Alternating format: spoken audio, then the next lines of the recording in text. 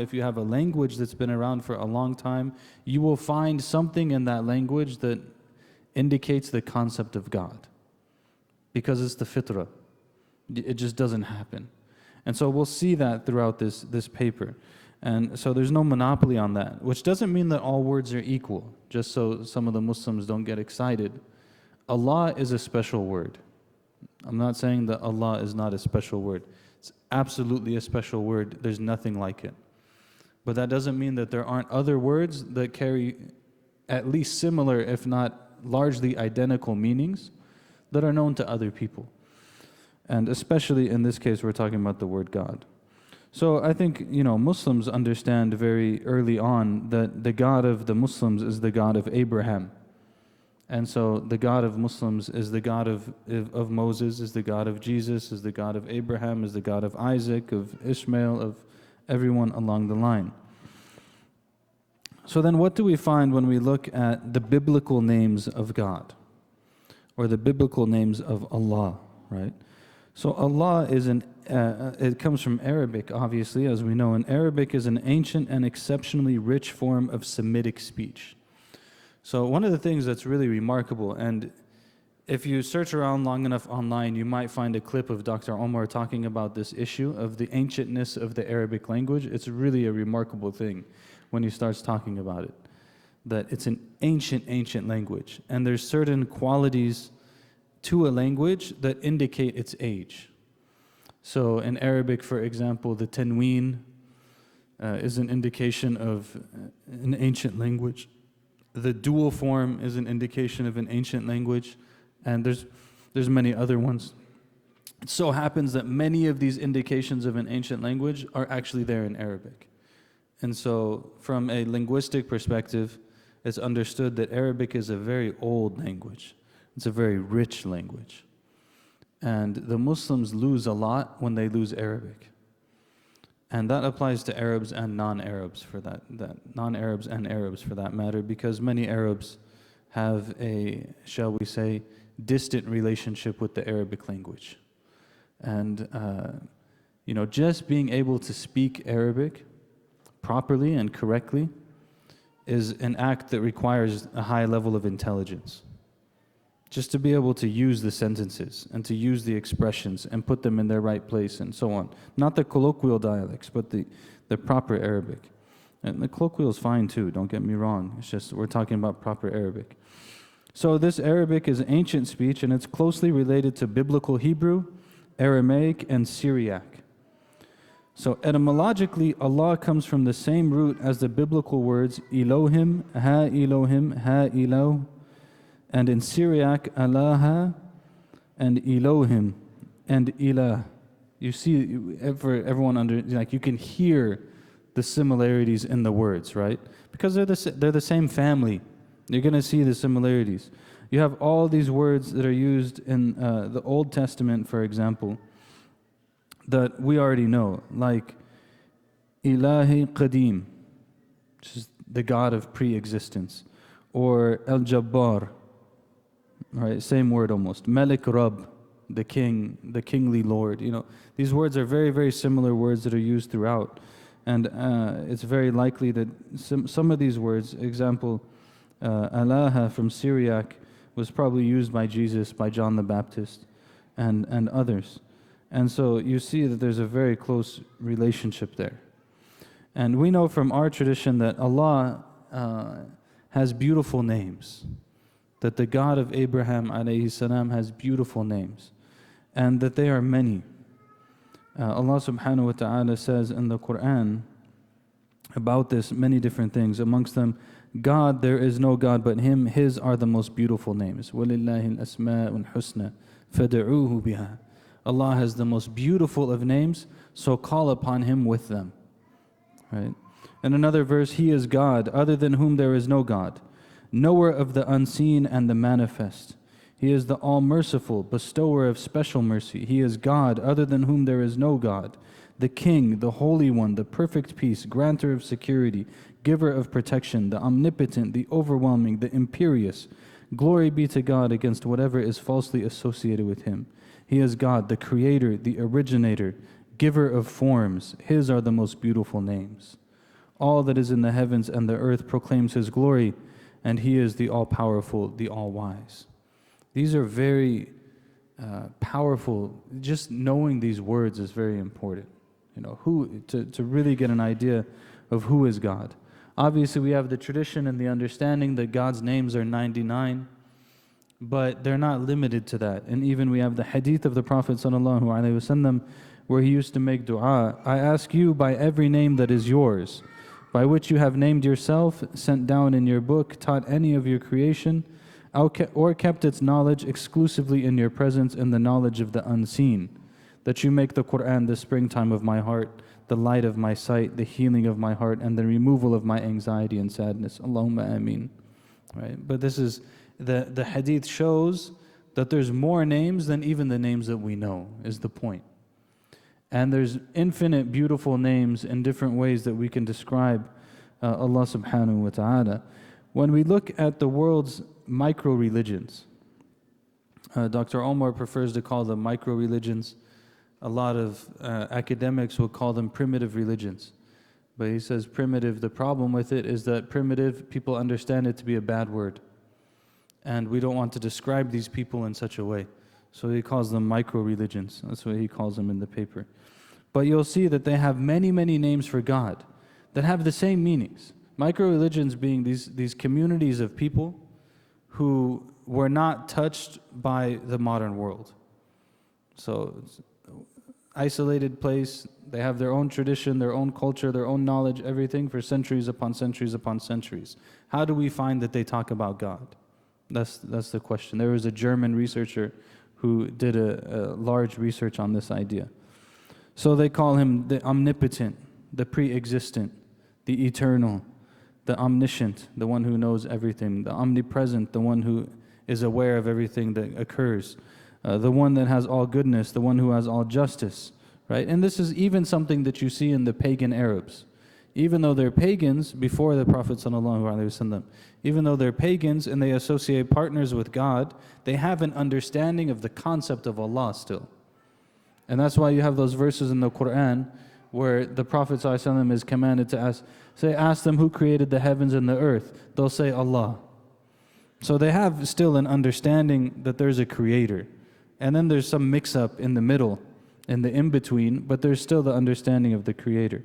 And this also you find in many of these ancient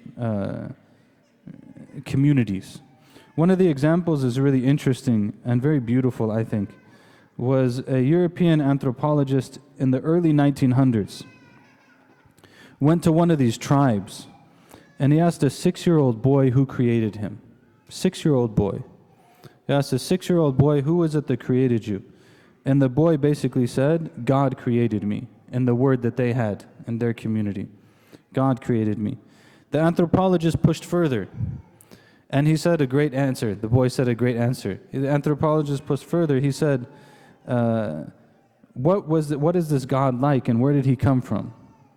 So the boy said, I don't know, but I'm sure my father does. It's a great answer, right? This is a natural, beautiful answer, right? I don't know, but I'm sure that my father does. So he goes to his father. His father's like, I'm not exactly sure. Finally, it gets raised to the village elders. The boy goes to the elders. He asks them, who is this God that we're talking about, right? And look at their answer. They said, God, we only know that He exists. We know He made the sky that you see above, the stars, all the animals, and even people, both black and white. But who God actually is, no one in our people can say, for no one has seen Him. What we know is this: God is there and made everything. Even if you cannot see Him, yet He is there, like the breeze that blows.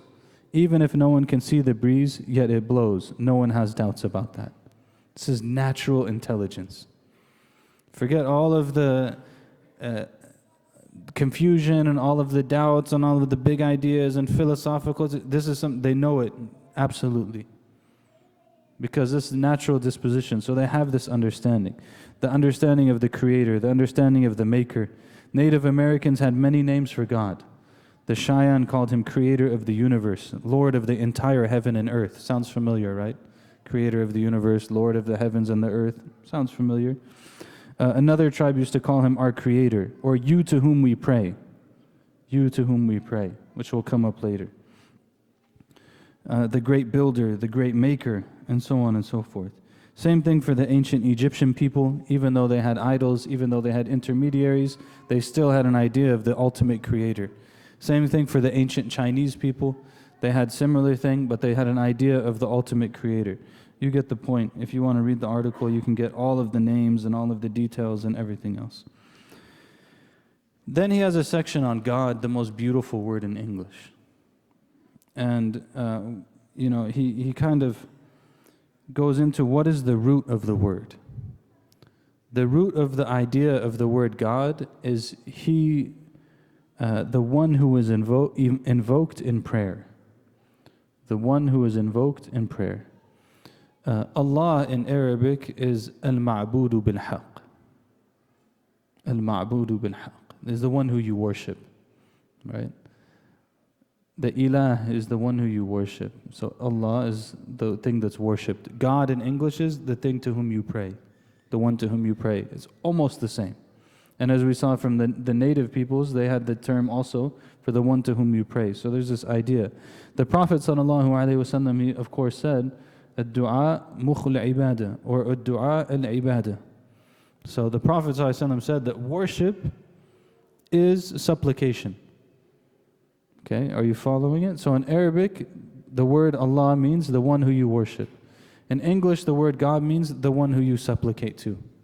And the Prophet ﷺ said, supplication is worship. So what does it mean? It's the same meaning. It's almost the same meaning, right? And this actually predates ideas of Christianity. So one of the things that he says in here, and Dr. Omar, by the way, at the same time that he's a master theologian in the Islamic sciences and a scholar of Islamic law, he's also a scholar of the English language and English literature and history. He's a historian by training. So all of these things fall like right within his realm. And he says the English word for God in its present form is ancient and pre-Christian, having no hidden or implicit link with Trinitarian theology. So this is the issue sometimes for Muslims, like God, it's related to the Trinity somehow. God is not, it's pre-Trinity. And by the way, not all Christians are Trinitarian, but that's a different issue. Right? There are actually Christians that are Unitarian. They don't believe in the Trinity. But this is a different issue entirely. But God goes back. The earliest documented historical use of God is in Beowulf. Beowulf is an ancient 6th century English poem. And the whole poem is basically filled with praise of God and filled with this hero who's fighting against the evil forces in the world. It's pretty much entirely Islamic. Right? There's no Trinity, there's no anything. It's just God and this righteous person who's living a decent life and struggling against all of these evils. So it shows the importance of this word. All of this is to say that for English-speaking Muslims, we have to kind of grasp this concept that Allah is wonderful for us. And I don't think we should ever give up the idea of Allah. And I mean, for me, for example, I think for people who come from a Christian background, God is still a meaningful word to them. I didn't come from a Christian background. So God never had any meaning to me. And when I wanted to read the Quran, I didn't look for a translation that says God. I looked for a translation that actually says Allah, because it had no meaning to me. But that doesn't mean that that's the case for the vast majority of the people who we deal with, right? The vast majority of the people we deal with, they have an understanding of the idea of God, but with Allah, they're very, I'm not so sure, right? And so one of the things we need to grasp as a community is that there's no problem in using the word God. For talking to someone who doesn't believe in God or believe in Allah, we should use God. Or they're not a Muslim, we should use God because it's easier for them. And you can open the doors of communication. By the way, on another point, some of the masjid-going Muslims, we need to work on not using words that people don't understand. I mean, I can't tell you how many times I've invited people to meet my family and they're like beautiful, nice people.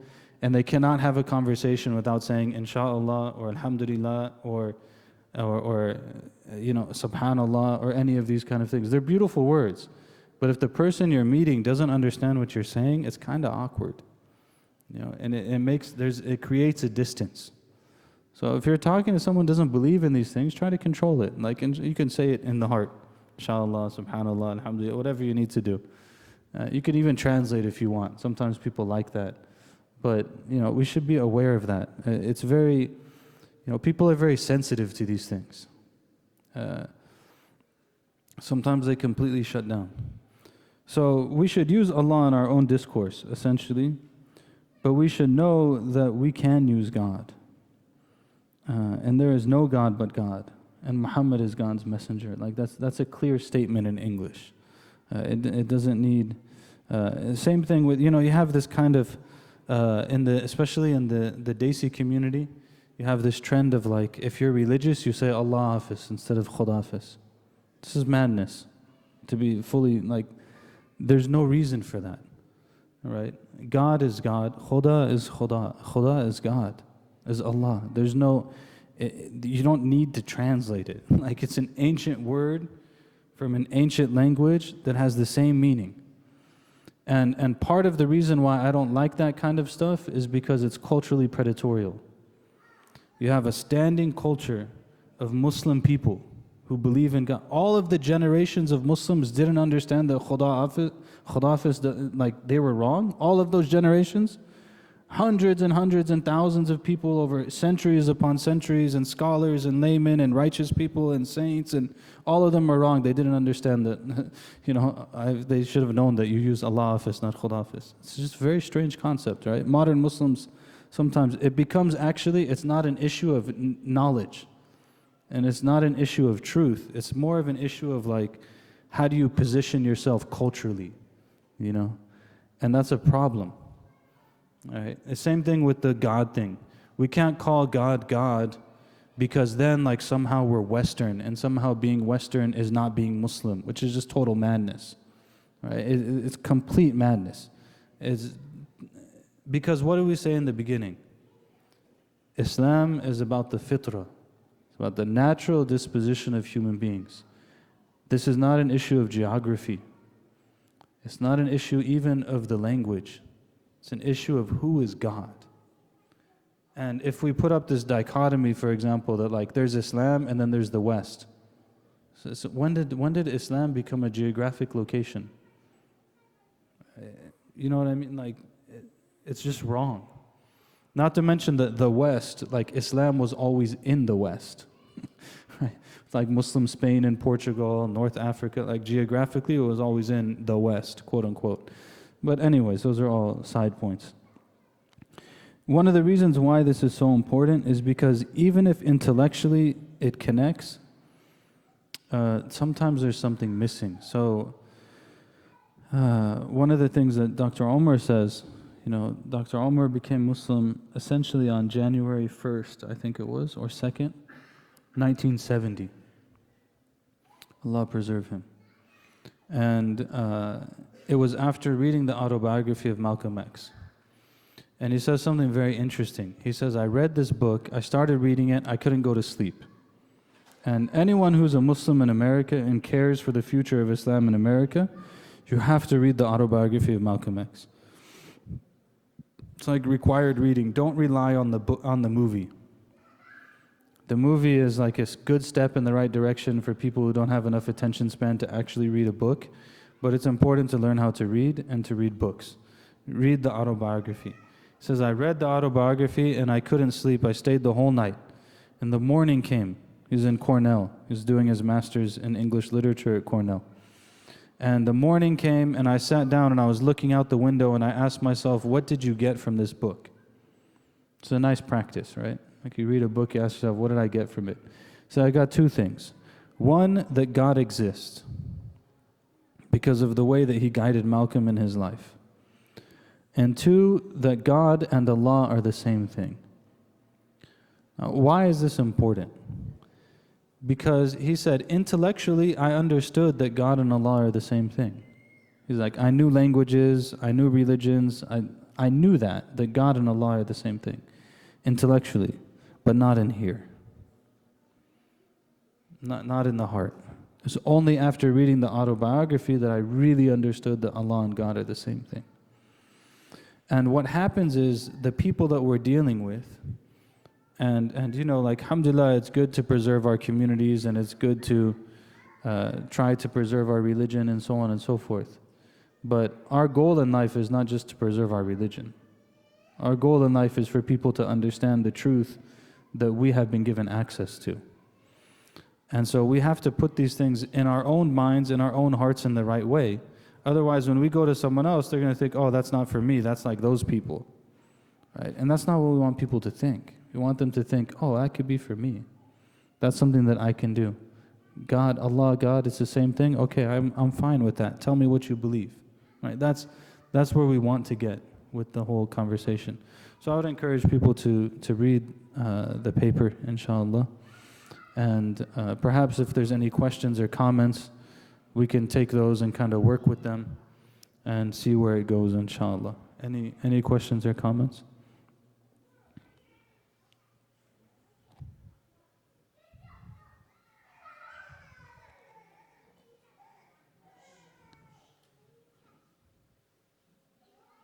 Yes.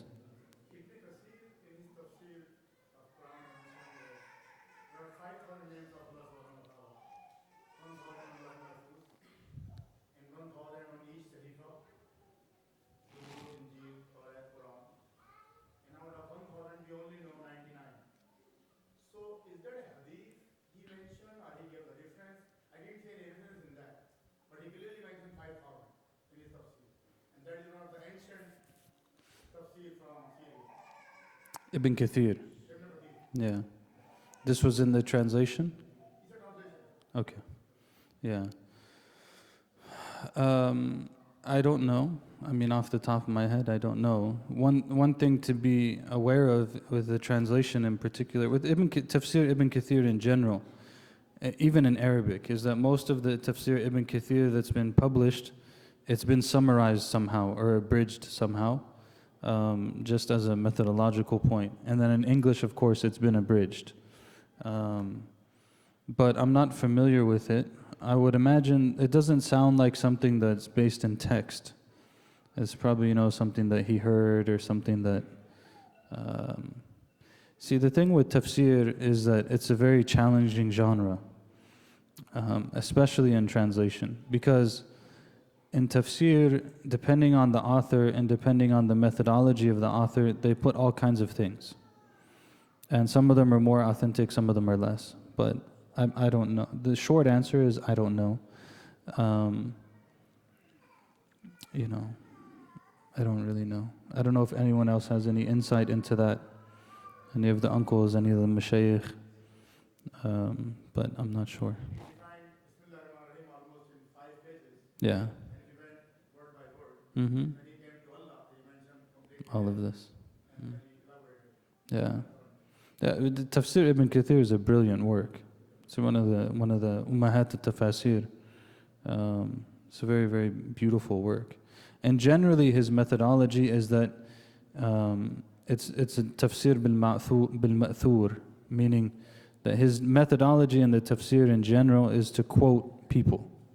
So it's not usually that he's kind of going off on his own thing.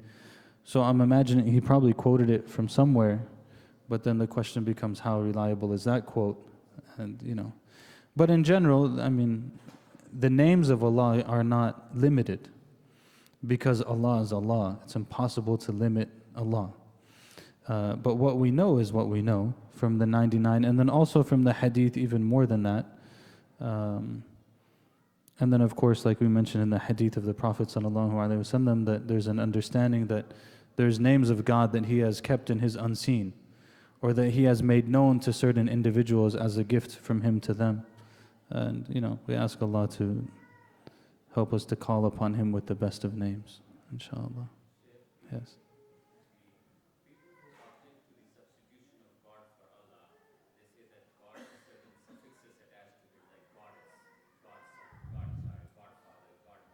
Mm-hmm. Ah. So the question was, sometimes when people take issue with God, they say God has all these suffixes. God is, God Son, God Father, God Mother, whatever it might be. Whereas Allah is unique. And that's true. Allah is unique. But these are not the same words. God and God are not the same word, with capital G and a lowercase g. Right? Godfather and God are not the same word. And, I understand the impetus there. But I think that Dr. Omar is pretty convincing in the etymology of the word and where it comes from and so on. But of course, Allah is still, it's a very special name, special word. Something got pressed. Yes.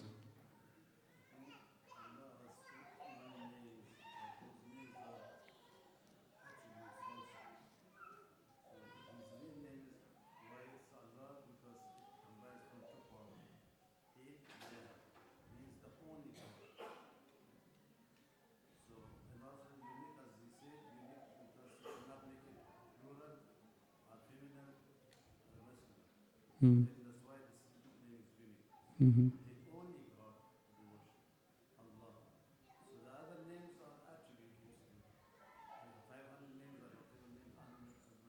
Mm-hmm.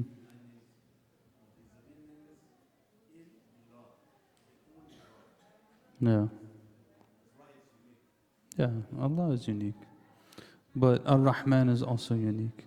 And As-Samad, Al-Haq.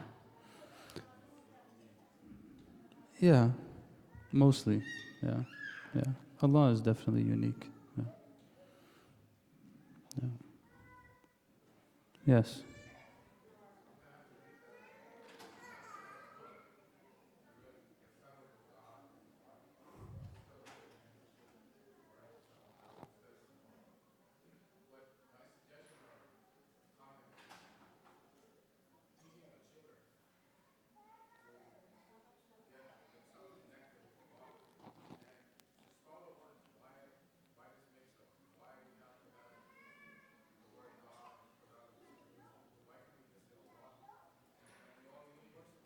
Hmm. Yeah. Yeah. I think to get more on the topic that we talked about, the paper is better than Malcolm X's autobiography. But, um, uh, yeah, I mean,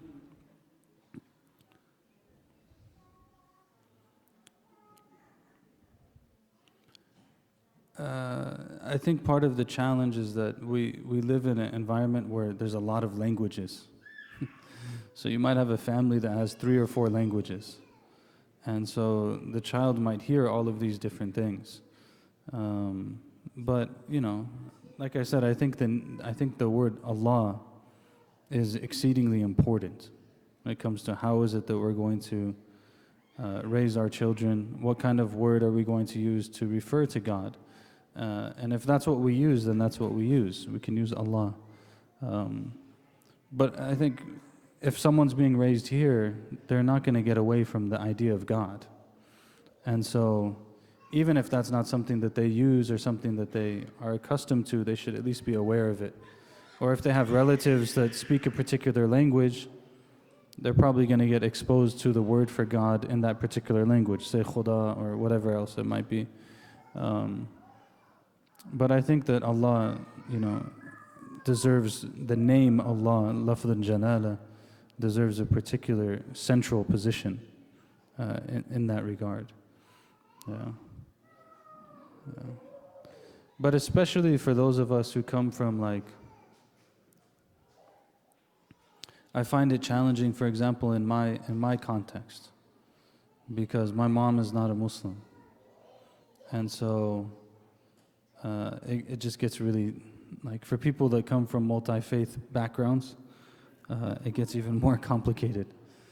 But Allah help us to be centered around Him and to worship Him, inshallah. Yeah. Even, for example, when I'm speaking to a non-Muslim audience, usually I don't just only use God, even on a personal level, even after everything that I just said. I'll usually use them interchangeably and make a note of that to them, that we use Allah in our tradition because this is the strongest word that we have. But it is God, right? And so I'll kind of move back and forth just to make the point, but also to preserve the word. I think also part of it is that we want to recognize similarities, but we don't want to, how should I say? We don't want to pretend like there aren't differences, right? So this is where Allah becomes also very useful, the word Allah, Yes. Okay.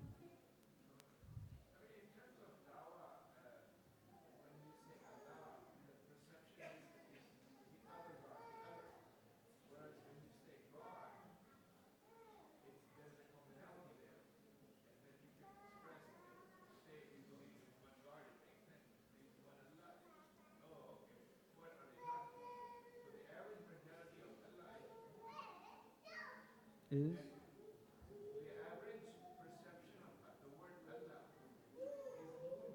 Yeah, yeah. Right, right,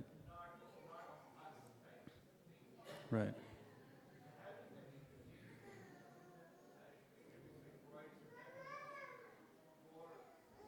Yeah.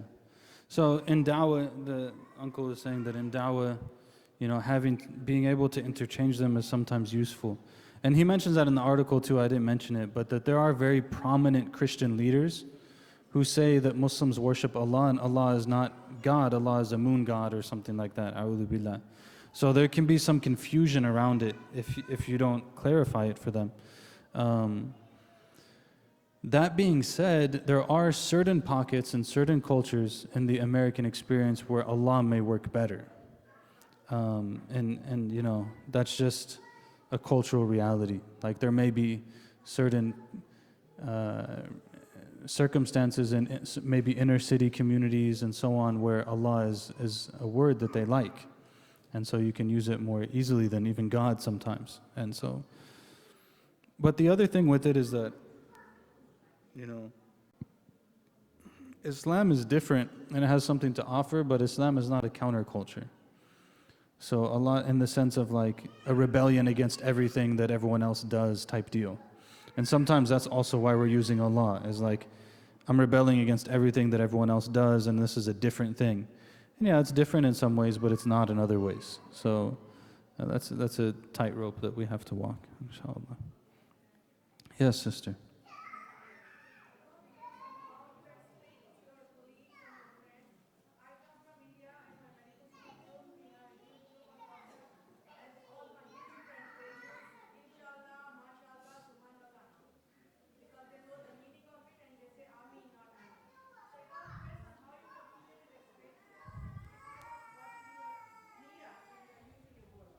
Sure. Well, it also depends on the culture that you're speaking to. So this was in India? Yeah. So in India, you have a long history of Islam. And it's, it's so that inshallah, alhamdulillah, can be something. So yeah, I mean, everything is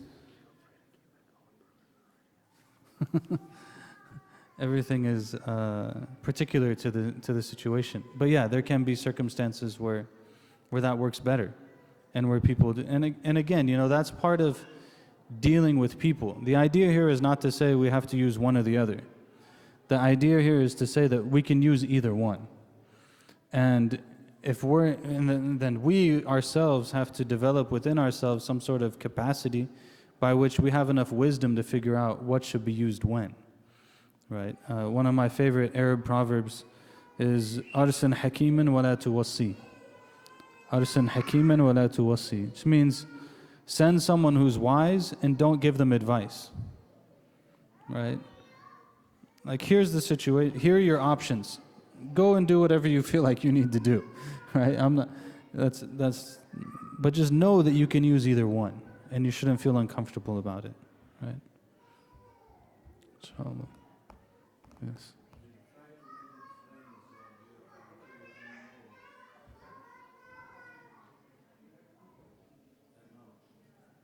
Is it on? To communicate with them, with a non-Muslim, and make them friends. So sometimes if you say Assalamu alaikum and they says, what? I said, do you want peace? They say, yeah, of course I want peace. Then peace be unto you. So how do you say Assalamu alaikum? Oh, I want to learn this. So we have to, to tell them what Islam is all beautiful and full of love and this and that, or mashallah, or inshallah. In James, most of them, they know these things. Sometimes they call me Ya Allah, means come, let's play basketball. so that's, we have to communicate with them and show them that Islam is so beautiful, love so lovely. Or did Yeah. I didn't use it. Yeah. It's done. So yeah, again, the uncle was saying that, he might greet someone and he'll tell them, because I don't think you heard. He might greet someone and tell them Assalamu alaikum, and then the person will say, well, what does that mean? They're not a Muslim, so what does that mean? So do you want peace? And you can start a conversation around that. Yeah, in some cases you can do that, and if that works, then alhamdulillah, that's a wonderful thing. And again, I'm not saying that because we do have things to offer, right? And we want to make things close for people as much as we can, but at the same time kind of introduce them to some things and, let them take them up. And that can be, we can affect culture in that way as well, Sometimes they say, what is Allah? Yeah. Yeah.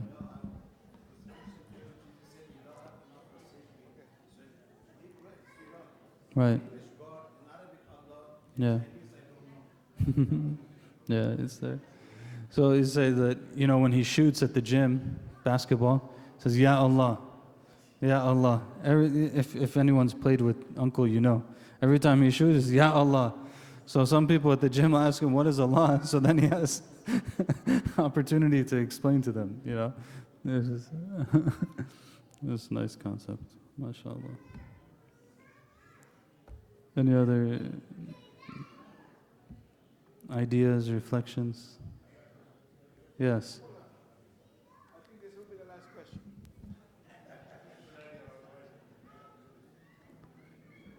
Stakes are high. Assalamu alaikum, Shaykh again. Alaikum salam. So we're done with the discussion. I just had a question about putting the name of Allah in your home and feeling like getting blessings from it and, getting some kind of energy from it. So what's Getting your, some kind of what? What was that? put the sign, the name of Allah in the home or in the Yeah. masjid, whatever. Yeah.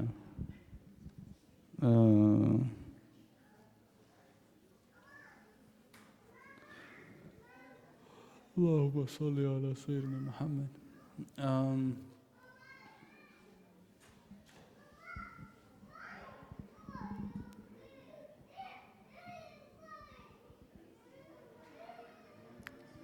Huh?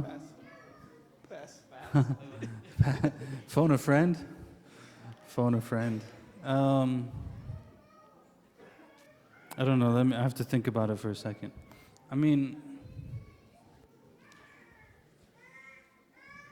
These things are, in general, these things are means by which we are trying to remind ourselves, really. So, if I put the name of Allah on the wall in my house, seeking to gain some sort of blessing by that and so on, if every time I look at the wall and I see Allah and I think about Allah, then there's benefit in that. But I think that really the question comes down to, sometimes it becomes very superficial. Like, I'm just going to put this here and I'm going to put that there and I'm not going to do anything else. And as long as I do those things, I'm going to have blessings and I'm going to have protection and I'm going to have this and that and so on and so forth. And Allahu Alam, maybe it's true, but I think that in general, the idea is that we're supposed to do these things. So the idea is not simply that we put the name of Allah on the wall, but that our home is a place where Allah is remembered and where the name of Allah is regular on our tongues, and that we're constantly asking of Him and turning towards Him. And not just that we have the mushaf on the shelf, in the nice cover and stuff, but that we actually open it and read it. Which is not to say that there isn't merit in these things in and of themselves. I mean, the mushaf is still the mushaf. It has certain rules, it has certain merit associated with it. But I think that in the end, those things are means by which we're supposed to reach towards a goal, which is the actual remembrance of God and the actual worship of God and so on. I don't know, that's just my off the cuff type opinion. I don't know if the other mashayikh have some sort of opinion on that, or it's very strange to sit up here and have like Sheikh Ober and Sheikh Jamil in the audience, and like,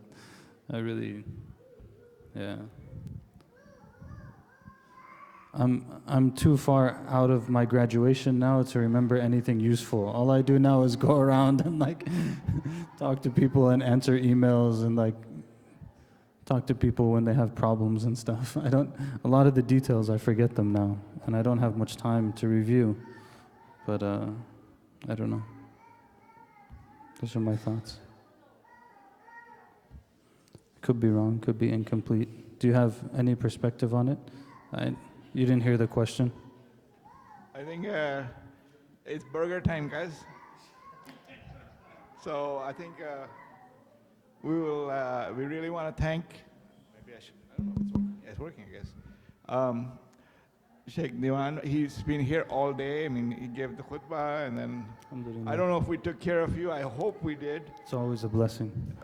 So Jazakallah for coming.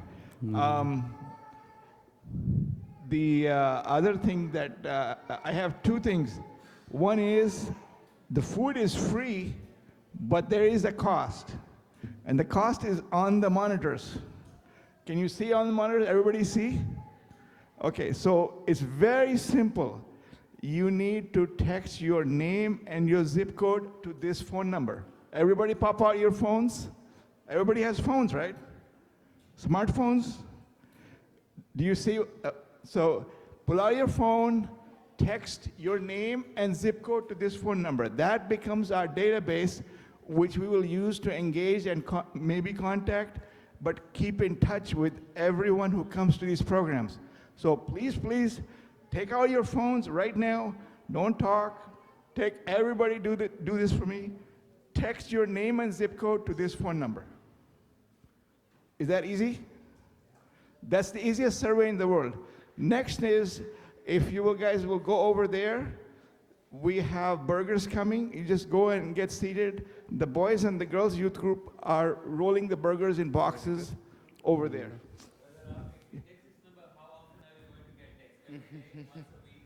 No, this is a masjid phone number. You can text all night, all day. How often are you going to get text messages? Oh, how often? Because now you have the number, so I don't want to get a text every day. No. What we'll do is we will use this to basically text you on the days that we have programs, and we'd like to know if you're coming and how many people are coming. So if you just say, I'm coming with 4, that gives us an idea how much food we need to provide, how many people are coming. It's not an intrusive affair. It's just an engagement, so that, what happens is that sometimes we order too much food and food is wasted, and sometimes people go hungry. So it's a very, very simple. We send an invitation on Fridays saying, hey, we have program tonight. Please text me how many people are coming. Are you waiting for me, or you have an announcement? We'll give it at Juma time, basically. It'll go at Juma time. I think Sheikh will close with Okay. dua. Bismillah. Bismillah ar-Rahman ar-Rahim. Alhamdulillah wa salatu wa salam ala rasulillah wa ala alihi wa sahbihi wa man wala. Allahumma anzil alayna as-sakina. Allahumma iftah alayna futuh al-arifin. Allahumma alamna ma anfa'na wa anfa'na bima alamtana wa zidna ilman wa amalan salihan. اللهم كن معنا ووفقنا في الأمور كلها. اللهم حببنا إلى كل ما تحب يا رب العالمين. اللهم قربنا إلى حبك وقربنا إلى من يحبك يا رب العالمين. اللهم نسألك الصحبة الطيبة. اللهم نسألك الخير كله. نسألك الصحبة الطيبة والخير كله. اللهم بارك لنا يا رب العالمين. Allah, we ask you for good company, and we ask you that you bless us in all of our affairs. We ask you, Ya Allah, to be with our brothers and sisters from Myanmar and Bangladesh and the other places where they may be displaced too. Ya Allah, we ask you to give ease to them and to give comfort to them and to take away the sickness from them and the fitna and the difficulties for them. Allah, we ask you to protect them from flooding. We ask them to keep them safe in these times of difficulty and to return them to their homes with honor and dignity, Ya Rabbil Alameen. Allah, we ask you to make us people of action. We ask you to illuminate our hearts with your remembrance and to illuminate our actions with your obedience. We ask you, Ya Allah, to protect our children and our loved ones. We ask you, Allah, to make our children people of remembrance and people of worship and people of principle and people of guidance and illumination, Ya Rabbil Alameen. We ask you, Allah, to be easy and gentle with our elderly and to allow us to benefit from them and to give us the tawfiq to honor them and to elevate them the way that they deserve to be elevated and honored, Ya Allah. Allah, we ask you to help us to put things in their right place. And we ask you to allow us to be sincere in our worship of you. Allah, we ask you to send your blessings and your mercy and your tranquility upon this community and make this a community that is exemplary in its following of the sunnah of your beloved messenger, sallallahu alayhi wa alihi. Allah, we know that we are in difficult times and we know that we are limited in our capacity. And we know that you are glorified and exalted above everything, Ya Rabbil Alameen. We ask you, Ya Allah, to strengthen our hands with your strength and to make our hearts firm with your blessing. We ask you, Ya Allah, to be with us, because if you are with us, nothing is difficult. And if we are left to our own devices, then we are incapacitated at the highest level, Ya Rabbil Alameen. Allah, give us good in this life and the next, and allow us to be with our loved ones and those who have preceded us with faith and with taqwa and with piety in the next life, Ya Rabbil Alameen. Wa sallallahu wa sallam ala Sayyidina Muhammad wa ala alihi wa sahbihi wa sallam taslima kathira. Alhamdulillahi Rabbil Alameen. Subhanaka wa bihamdik. Nashhadu an la ilaha illa anta astaghfiruka wa atubu One more quick announcement. The next program is on April the 13th, which is the night of Isra and Miraj. And the program will be on Al-Quds, that's Jerusalem. And we will have Arabic food and some videos about Jerusalem. So please make it a point to join us on that.